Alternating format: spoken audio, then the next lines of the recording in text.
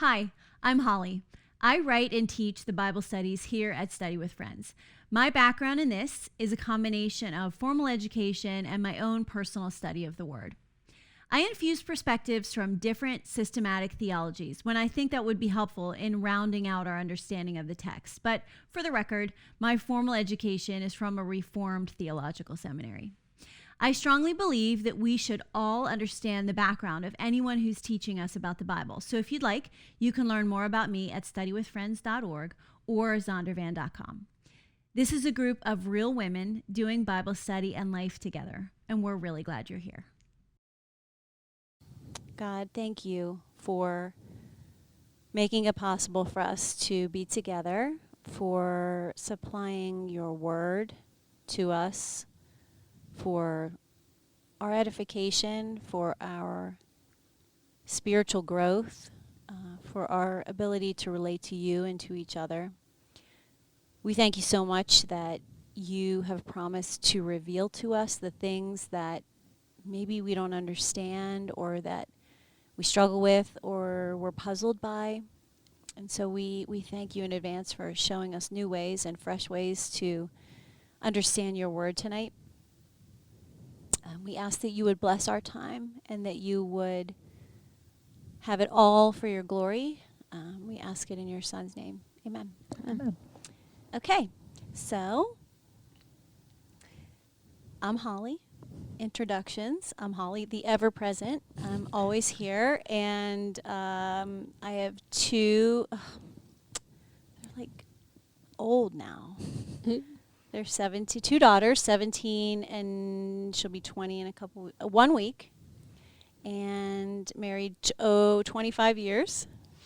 And I attend an evangelical Presbyterian church. What else do I usually want to say about myself? That's it. That's a good intro. Who wants to go next? I'll go next. Okay. Carol, I am married 17 years and have a 15 and a 14-year-old son and a daughter.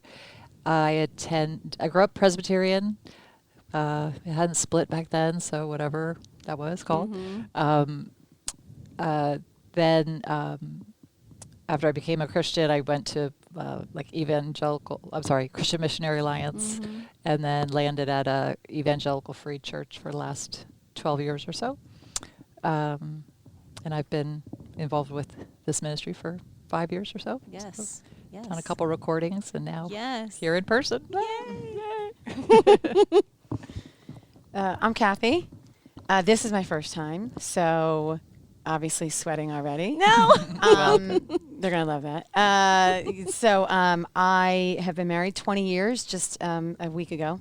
Aw. And, Congrats. it was really exciting. And I know we were hoping to go away, but, No dice. no dice this year.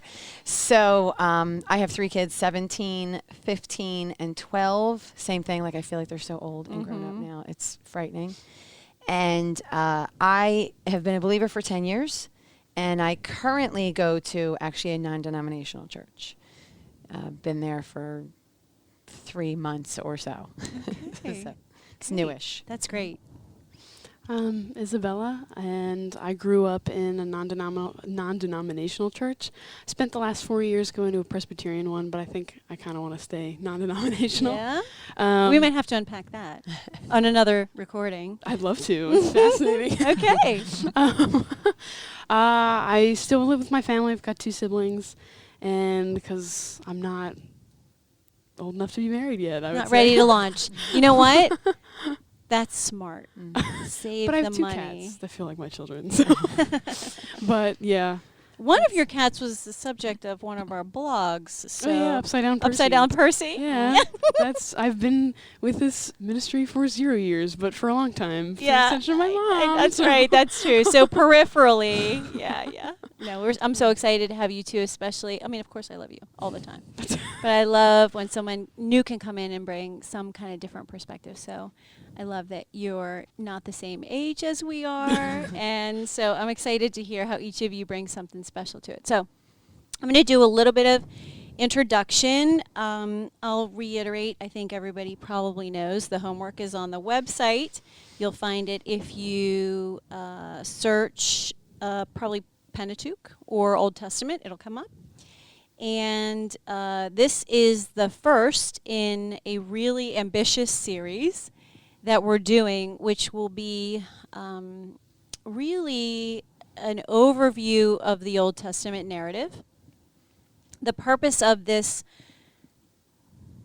ambitious study is to really help us to see the unity of the biblical narrative. I think when I talk to people about the Old Testament, I hear a lot of different hang-ups, for lack of a better word. And one of them is often that it feels disconnected. People, I think, in a wrong approach, will pick up a section of it and try to interpret just a small section of it.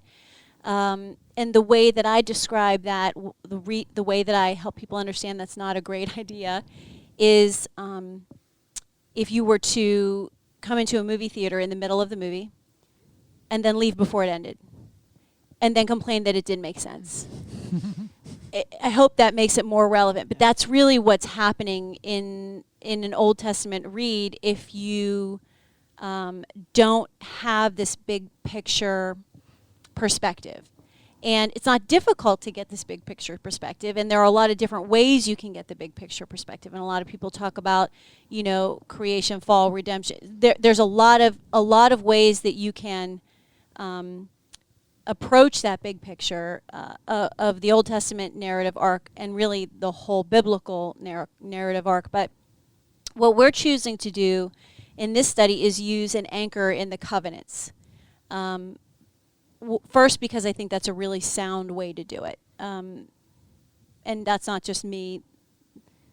People who are way smarter than me think that too. So I'm coattailing them. And it also helps us to really draw quite a straight line throughout the entire Old Testament. In fact, I would say you can draw a straight line using the covenants from Genesis to Revelation. And, we won't do all of that in this study, but I think we can successfully do it through the Old Testament. And my desire, my prayer would be that anybody who participates in this, whether it's here with me in person, on the podcast, on the radio, on YouTube, wherever you're grabbing this up, that you would be able to get enough out of it that it gives you context whatever book of the Old Testament you pick up. And what we want to understand is using this narrative arc and the unity and these themes that we're going to really dive into, having that as sort of our foundation then gives me context that if I pick up Judges,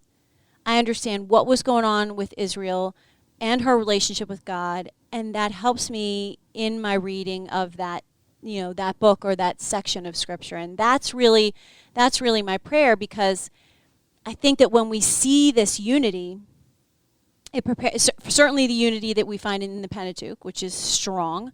Then the unity that we apply, into the Old Testament, it prepares us for a reading that's unified for the whole Bible. And a lot of people disconnect the New Testament and the Old Testament, or there's a lot of disconnects that happen, especially I think in the modern church. We really love the New Testament, and we really want to, and we should focus on Jesus. We should focus on the resurrection and all the ways that the New Testament informs our Christian life. But to disconnect it from the Old Testament is really to rip off the story.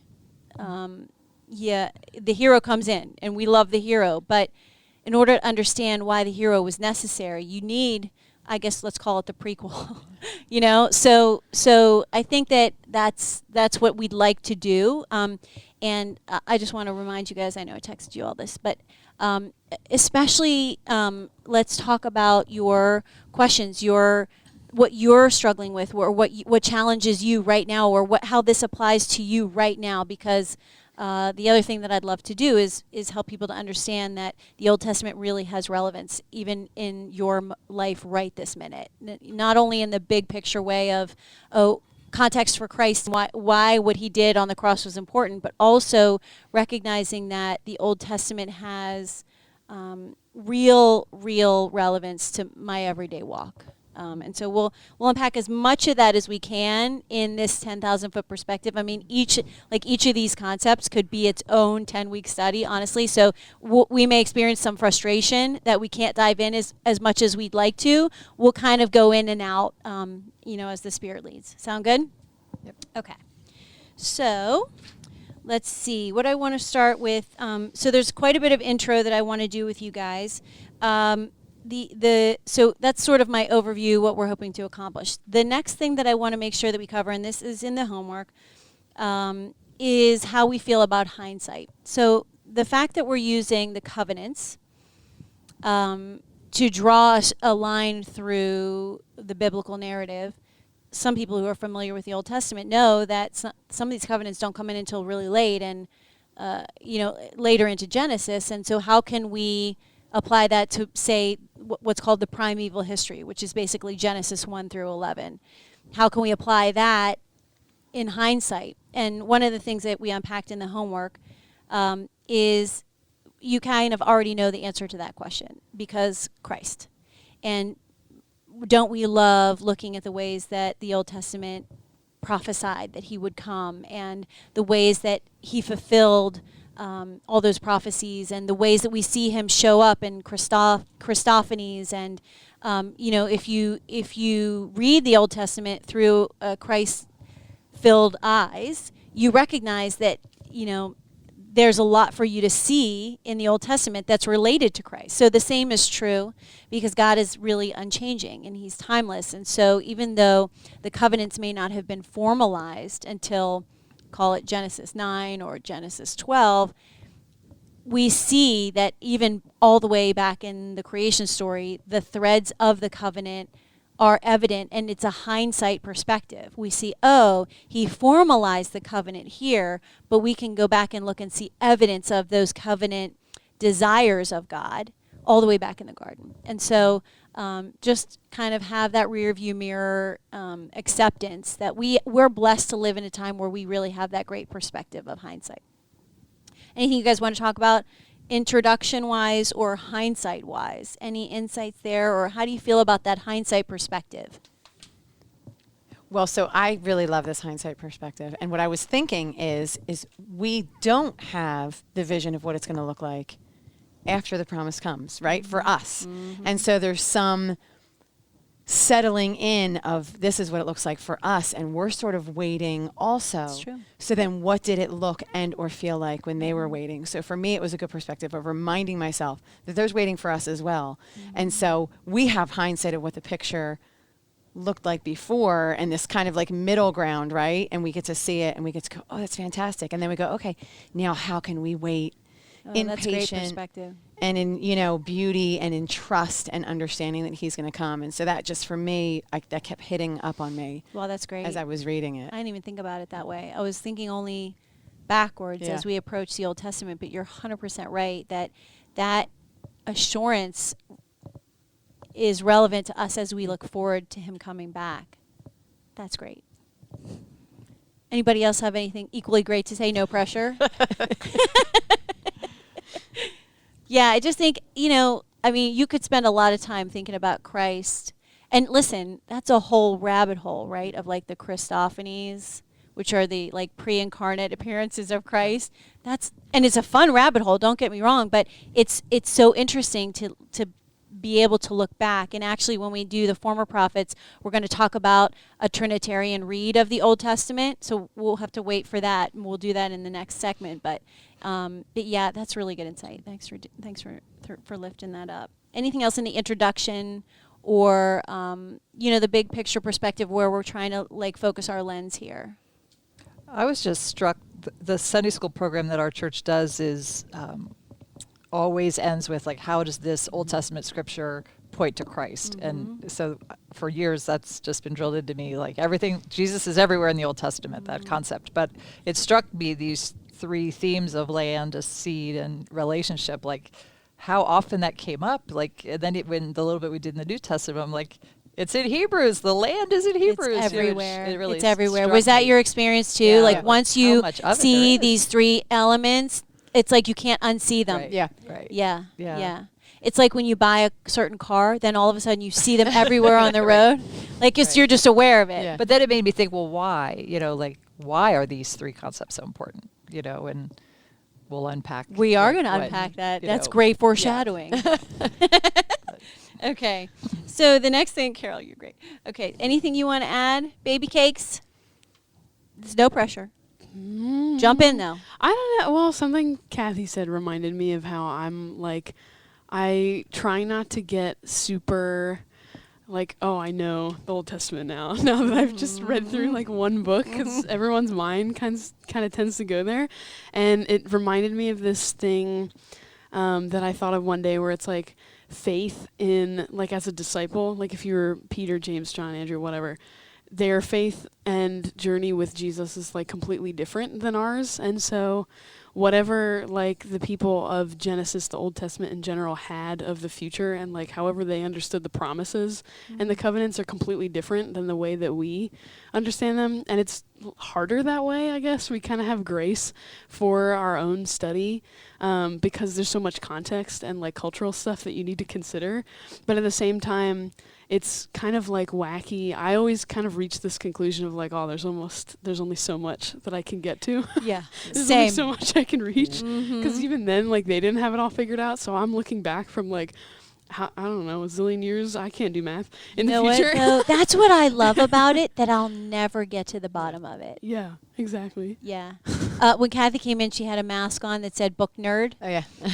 And so one of my things is like, I'm always so sad when a great book ends. Mm-hmm. I'm like, oh, it's over. And that we never have that with this. And so that's probably one of the things that draws me to it the most, that I feel like I can keep reading and studying, and there's no bottom to this well. Mhm. Yeah, sometimes it feels overwhelming, but other times it's exciting. Mhm. Is that what you mean? Yeah. It's kind of like I have to put the limit on it at some point. It's like, because I'll always but I can't act like I'm always going to understand. Yeah. Yeah. And like I don't know, sometimes I'm someone who like, I need to understand everything. Me too. I want to understand Uh-huh. everything. Yeah. I'd love to understand everything, Yeah. but see, I think that keeps you in a learning mode, like in a True. seeking mode. Mhm. I love, and this is a whole different conversation. I don't want to go too deep, but I'm looking at you because we were just talking about it this morning. I love a seeker, like someone who doesn't believe yet, because I feel like that's me. I still have a skeptic's heart. I still am like, wait a minute. You know, when teachers teach me new things, or when I learn something new in a Bible study, and you've been in Bible study with me for a long time, and you see me be like, wait a minute. Yeah. Wait, I'm not buying what you're selling. Oh, I'm the same way. We Yeah, should get coffee sometime. we should be friends. So for me, that keeps me like I guess curious. That keeps me curious, because at the end of the day, I believe that God is sufficient. That there's no question that I'm going to ask that's going to topple Christianity. So I'm not worried that I'm going to find the end. So it keeps me motivated to keep asking questions and being curious. I just feel like I always want to be in study of this. I always That's want the to. beauty too of having those never-ending questions, right? Is it puts you right back where He wants us to be, Yes. which is inside His Word and consistently reading and learning and growing. And I'm the same way. dependent. Yeah, absolutely, right? Because who can answer the questions? Only Right. He can, right? We right. can't. Right. It's a answer them without great Him. insight. Yeah. Yeah. But the great thing too, though, is what you said about grace, is that He's merciful, because you read a little bit and you do feel like, okay, I get some stuff. Because if we never felt like we got any of it, that would be frustrating. So He just gives us these little, I don't know, some people call them breadcrumbs or like nuggets. I don't know, but yeah, I guess I'm kind of vibing with what you're saying, because I experienced the same thing. Okay, so that's great. Jump back in when you're ready. Okay, so the next thing I want to do is chat a little bit about biblical covenants. I don't want to spend a ton of time in it, but I feel like we kind of have to spend some time in it, since the whole deal is covenants. And I may revise the homework. The problem with the current draft of the homework is, that I just had a hard time finding a definition that I felt satisfied with regarding covenants. Because, not that I don't understand the elements of covenant, but it's really hard to articulate. So the best way I can articulate biblical covenants is they are conditional and unconditional. And so let me explain what I mean by that. They have conditional elements. So, for example, in almost all of them, we're going to talk about the covenant of works in a minute. God says, if you do this, then it will go well for you, or you will be blessed, or something of that ilk. But there's also an element of it, and we see, as certainly we can foreshadow, and anybody who's read any of the Old Testament or have any perspective on the Old Testament knows, it doesn't always go well for Israel. So that's not part of the covenant, like it'll always go well for you because you're my chosen people.